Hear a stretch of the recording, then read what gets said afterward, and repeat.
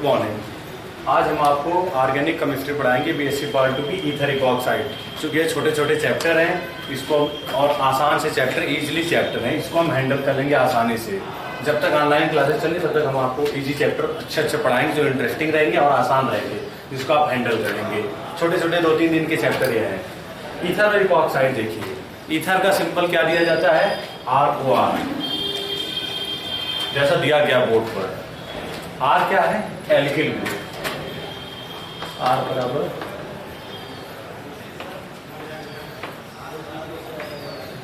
Alkyl group है। Alkyl group का मतलब फॉर्मूला क्या होता है, CnH2n+1।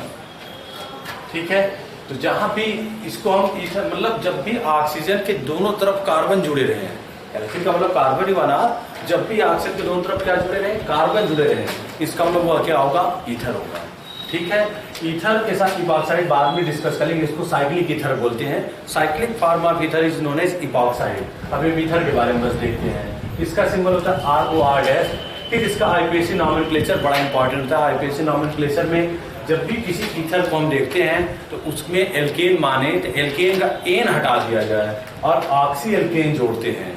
क्योंकि ऑक्सीजन के दोनों तरफ एल्केन है ना, देखिए यह भी एल्किल ग्रुप, यह भी एल्किल ग्रुप, दोनों तरफ है, तो दोनों का नाम लिखना पड़ेगा ना। तो एक में ऑक्सी सफिक्स जोड़ेंगे और एक में क्या जोड़ेंगे, एन, सॉरी एक में ऑक्सी जोड़ेंगे सफिक्स और एक एल्केन नाम वैसे का वैसे पड़ा रहेगा।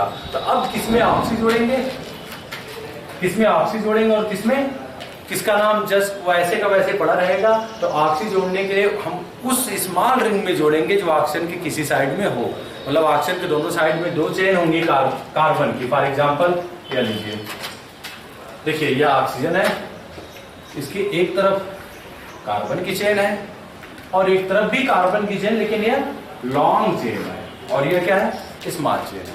इसका नाम ऑक्सी किस में जोड़ेंगे, सिंगल कार्बन चेन में। तो सिंगल कार्बन का नाम क्या होता है, मेथ, और उसमें ऑक्सी जोड़ेंगे क्या हो जाएगा, मेथॉक्सी। किस पोजीशन, अब यहाँ पे आईपीसी नंबरिंग कर ली जाए। नंबरिंग हमेशा ऐसे स्टार्ट हुई, यहाँ से स्टार्ट होगी ही नहीं, यह तो पता ही होगा आपको, क्योंकि यहाँ से स्टार्ट करेंगे तो ऑक्सीजन बगल में ब्रांच है, पास में आएगा। तो 1 2 3 4 2 नंबर पे क्या जुड़ा, मेथ जुड़ा है, इसमें ऑक्सी लगाए क्योंकि ईथर है, तो क्या हो जाएगा, इसका नाम 2-मेथॉक्सी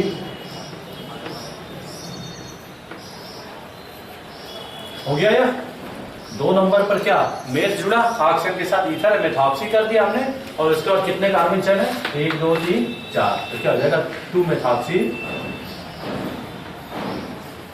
डुप्लीकेट। जब आपको नोट्स दिया जाएगा पीडीएफ बना करके, तो उसमें बहुत सारे इसके एग्जाम्पल ले लिए जाएंगे, ठीक है, जिसका आप आईपीएससी कर लीजिएगा। कुल मिला के जब आप नॉमेनक्लेचर करेंगे, नॉमेनक्लेचर में आपको क्या करना पड़ेगा, ईथर के नॉमेनक्लेचर में आपको ऑक्सी एल्केन जोड़ना पड़ेगा। इसका मतलब क्या, इसका नाम हुआ एल्कॉक्सी एल्केन। देखिए, क्योंकि ऑक्सीजन की दोनों तरफ एल्केन एल्किल ग्रुप रहेगा, एक में सफिक्स ऑक्सी जोड़ेंगे एन हटा करके, और एक एल्केन वैसे का वैसे पड़ा रहेगा, और स्मॉल रिंग को, स्मॉल रिंग में सफिक्स ऑक्सी जोड़ेंगे और लार्ज रिंग को वैसे रखेंगे, methane, ethane, propane, butane, pentane, hexane, heptane, etcetera, इस प्रकार से। तो बहुत सारे एग्जांपल मिलेंगे, उसको आप कर लेंगे। ब्रांचेस कहीं आएंगी तो ब्रांचेस दिखा दीजिएगा, ठीक है, ब्रांचेस कहीं आएंगे तो ब्रांचेस दिखा दीजिएगा। इसके ढेर सारे एग्जांपल करेंगे। मान लीजिए हम एक एग्जांपल और कर देते हैं, यहीं पर लिख लें, मान लिया जाए इसी प्रकार का।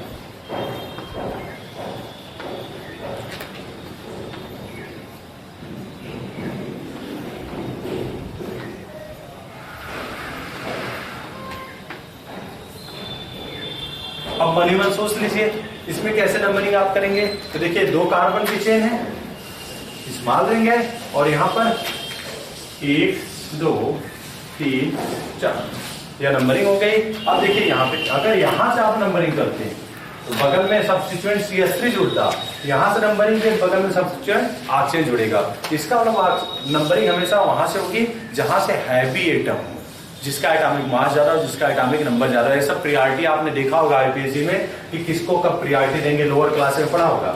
तो यहाँ से नंबर हुआ। अब यहाँ पे कुछ नहीं, सब कुछ वैसे है, बस यहाँ पे क्या हो जाएगा, सबसे पहले सब्स्टिट्यूएंट का नाम क्या हो जाएगा, 3-मेथिल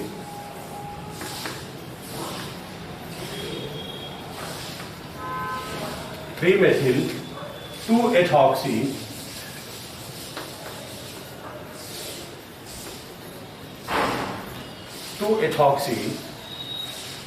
ब्यूटेन। ऐसे बहुत सारे एग्जांपल आपको मिल जाएंगे बुक में, जिसकी आप प्रैक्टिस कर लेंगे। ठीक है, अब आगे चलते आइए क्लासिफिकेशन पर।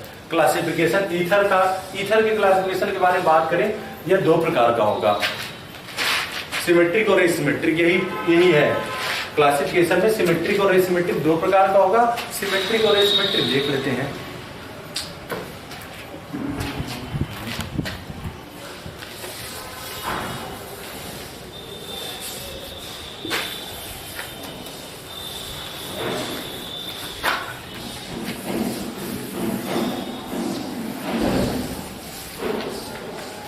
क्लासिफिकेशन ये दो प्रकार का, सिमेट्रिक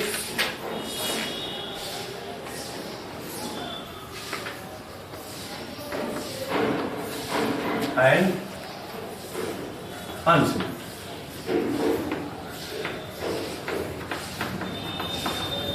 आसान है बहुत। सिमेट्रिक का मतलब समान, आप आगे चल के ग्रुप थ्योरी पढ़ेंगे, हायर क्लासेस में पढ़ेंगे। तो सिमेट्रिक का मतलब जब भी ऑक्सीजन की दोनों तरफ की, जब भी ऑक्सीजन के दोनों तरफ के एल्किल ग्रुप सेम हो, सिमिलर हो, उनको क्या कहते हैं, सिमेट्रिकल। और जब सेम ना हो, डिफरेंट, उनको क्या कहते हैं, एसिमेट्रिकल। समझे? जब भी इनकी वैल्यू सेम हो, मतलब अगर हम इसी को ऐसे कहें कि R is equal to R dash, तब क्या हो जाएगा, सिमेट्रिकल। और यहाँ पे R is not equal to R dash, यह क्या हो गया, एसिमेट्रिकल हो गया। तो जब भी दोनों एल्किल ग्रुप सेम हो, आइडेंटिकल हो, तब तो वह सिमेट्रिकल होगा, सिमेट्रिकल ईथर के नाम से जाना जाएगा। और अगर वही सेम ना हो तो उसको क्या कहा जाएगा, अनसिमेट्रिकल ईथर के नाम से जाना जाएगा। ये इसका क्लासिफिकेशन है। ठीक है, इसके बहुत सारे एग्जाम्पल जैसे देख लीजिए, अगर एग्जाम्पल लेना है, अरे आप ही बता देंगे जी, आसान सा टॉपिक है। देखिए यह क्या है, सिमेट्रिकल, क्योंकि दोनों बराबर है। अगर यहीं पर क्या कर लिया जाए, CH3O समझ गया ना, क्या हो गया, अनसिमेट्रिकल। यह क्या हो गया, symmetrical. Yes for symmetrical, you for unsymmetrical. ठीक है, हाँ क्लासिफिकेशन हो गया। अब मेथड ऑफ प्रिपरेशन जाएंगे। मेथड ऑफ प्रिपरेशन में ढेर सारी बातें, कई प्रकार से प्रिपेयर इसको किया जाता है। बाई एल्कोहल, अब मैग्नीज, भाई यह सब सिंपल से कॉमन नॉलेज थे ईथर के बारे में। अब हम क्या करेंगे, मेथड ऑफ प्रिपरेशन के बारे में जानेंगे।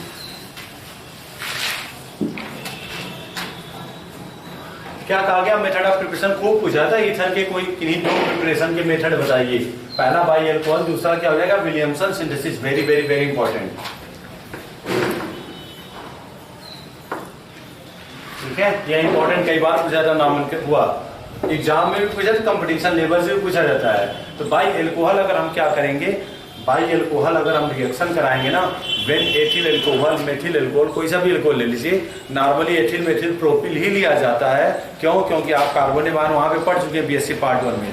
तो क्या कहा था, when excess amount of ethyl alcohol treated with concentrate H2SO4 in presence of acidic medium, it give ether. क्या कहा गया, जब एथिल अल्कोहल एक्सेस में, एक्सेस का मतलब कम से कम 2 मोल तो हो, 2 मॉलिक्यूल के अल्कोहल के हो। क्यों ऐसा है, क्योंकि मैकेनिज्म भी आप करेंगे तो आपको पता चलेगा कि 2 से कम नहीं लिया जाएगा, 2 से ज्यादा, 1 तो कभी नहीं होगा, 1 में कुछ नहीं हो पाएगा, कार्बोनिक आयन बन के रुक जाएगा। ठीक है, अभी देखेंगे। तो क्या कहा हमने, when excess amount of ethyl alcohol treated with concentrate H2SO4। देखिए रिएक्शन से याद किया करें इन चीजों को। यह क्या हो गया, एथिल अल्कोहल हो गया, और यह क्या हो गया, कंसंट्रेट H2SO4 हो गया। When excess amount of ethyl alcohol या 2 equivalent of ethyl alcohol treated with concentrate H2SO4, it gives ether। सही है, आगे और आप लिख सकते हैं वाया डिहाइड्रेशन। तो यह कैसे होगा, देखिए यह रिएक्शन है, मैग्नीज में आप देख लेते हैं।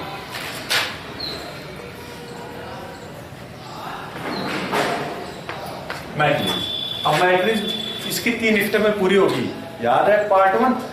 पहला क्या, फॉर्मेशन ऑफ इलेक्ट्रोफाइल, नहीं सबसे पहले कंसंट्रेट है, हाँ formation of electrophile, step first.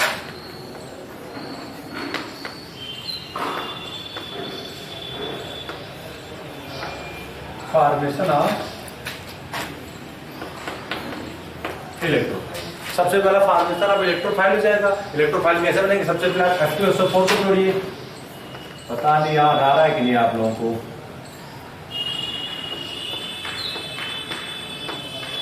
F2SO4 टूटेगा, कैसे टूटेगा? इलेक्ट्रोलाइटिक क्लीवेज होगा यहां से।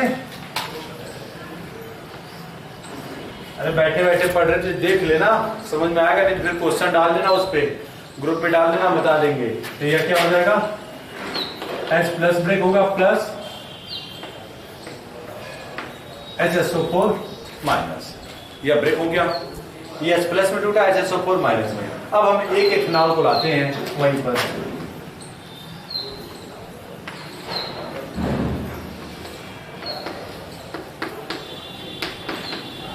ऑक्सीजन के पास लोन पेयर दो है ना, दो होंगे ना लोन पेयर।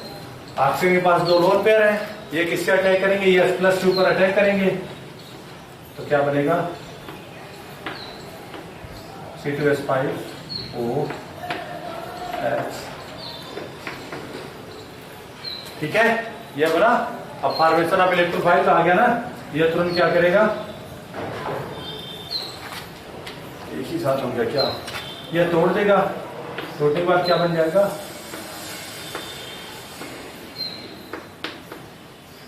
और प्लस F2। कार्बोनियम आयन निकल गया, देख लो, कार्बोनियम आयन C2H5 बना, ये कार्बोनियम आयन हो गया, इथेनियम आयन, और ये क्या? जल निकल गया। तो यहाँ पे फॉर्मेशन ऑफ इलेक्ट्रोफाइल, जैसे हमने एसिडिक मीडियम लिया, ये H+ क्या हो गया? इस पर अटैक कर लेगा और ये डिहाइड्रेट हो जाएगा और कार्बन आयन बना, इसी को क्या कहा गया? इलेक्ट्रोफाइल। सेकेंड स्टेप क्या था? Attack of electrophile. ठीक है, अरे आ रहा है कुछ समझ में?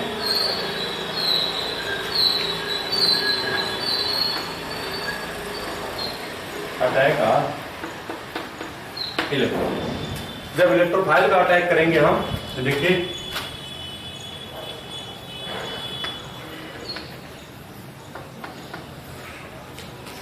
अब हम फिर से दूसरा देख लिया, एक ले लिया था हमने एथेनॉल, अब दूसरा एथेनॉल हमें चाहिए, क्योंकि तभी अटैक होगा उस पर ना, ईथर बनाना हमें। अब दूसरा एथेनॉल लाइए।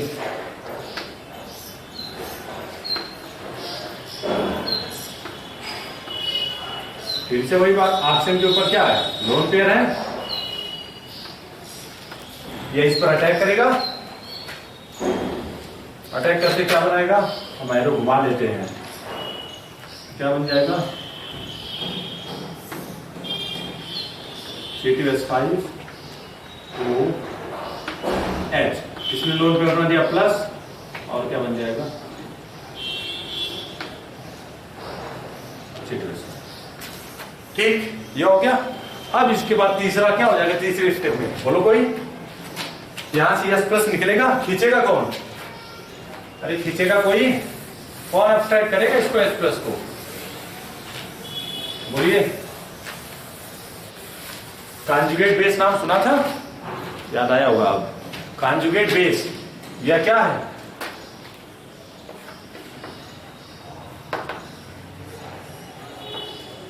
कॉन्जुगेट बेस, कॉन्जुगेट, ये कॉन्जुगेट बेस ही नहीं खींचेगा।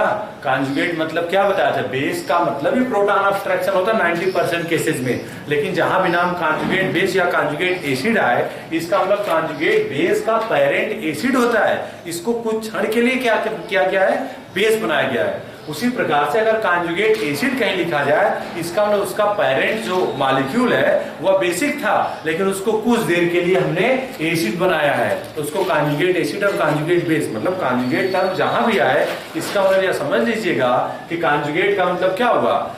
यह अपना मतलब अपने अगेंस्ट बिहेव शो कर रहा है। कॉन्जुगेट बेस क्या है? इसका मतलब इसका पेरेंट एसिड है, या कुछ देर के लिए बेस जैसा व्यवहार कर रहा है। देख लीजिए, यह जैसे फिर से प्रोटॉन अब्स्ट्रैक्ट करेगा, यहां से फिर से H2SO4 बन जाएगा और सल्फ्यूरिक एसिड के नाम से जाना जाएगा। ठीक है, तो थर्ड स्टेप क्या हो गया? स्टेप थर्ड,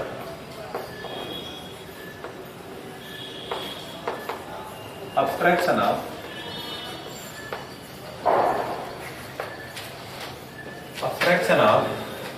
H+ by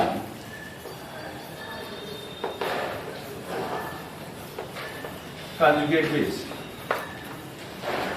जैसे हम कंजुगेट बेस लाएंगे तो यह क्या करेगा, यह प्लस को सब्ट्रैक्ट करेगा, फिर रिजल्ट क्या होगा देखिए,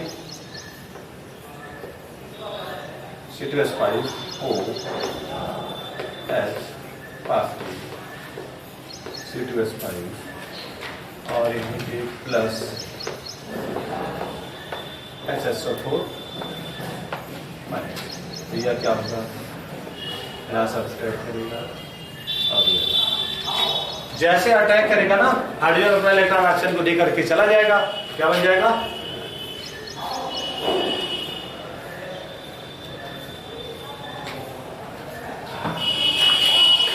यहां पर देखिए ये निकल जाएगा किस फॉर्म में, F2SO4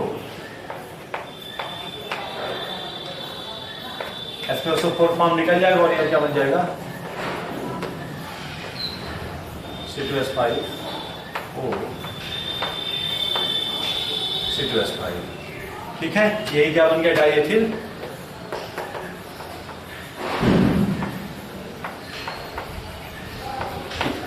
अब ये बन गया डाइएथिल ईथर और ये क्या है, सिमेट्रिक के सिमेट्रिक, ये क्या है, सिमेट्रिक है जी।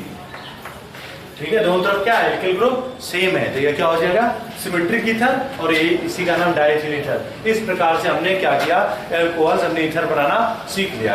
एल्कोहल्स ईथर कैसे बनाएंगे, हम कम से कम 2 इक्विवेलेंट एल्कोहल को कंसंट्रेट F2SO4 ले लीजिए, या अगर डाइल्यूट लीजिएगा तो उसके साथ एसिडिक मीडियम लीजिएगा। ठीक है, तो उसके एसिडिक मीडियम में डाइल्यूट F2SO4 या सीधा आप कंसंट्रेट F2SO4 लीजिए। कंसंट्रेट F2SO4 के साथ जैसे ट्रीट करेंगे, कुछ देर के बाद उसमें फर्स्ट स्टेप में क्या होगा, इलेक्ट्रोफाइल बनेगा, फिर उसके बाद सेकेंड स्टेप में इलेक्ट्रोफाइल अटैक करेगा तो ऑक्सीजन के ऊपर पॉजिटिव चार्ज आएगा, और उसके बाद थर्ड स्टेप में अब्स्ट्रक्शन ऑफ सेम, बहुत पहले पार्ट 1 में भी ऐसी मैकेनिज्म आपने पढ़ी थी। ठीक है, अब दूसरा मेथड मिल जाएगा कि आपको विलियमसन सिंथेसिस, बड़ा इंपॉर्टेंट है। विलियमसन सिंथेसिस क्या होता है, जब sodium salt of alkoxide, sodium salt of, पहले सुन लीजिए,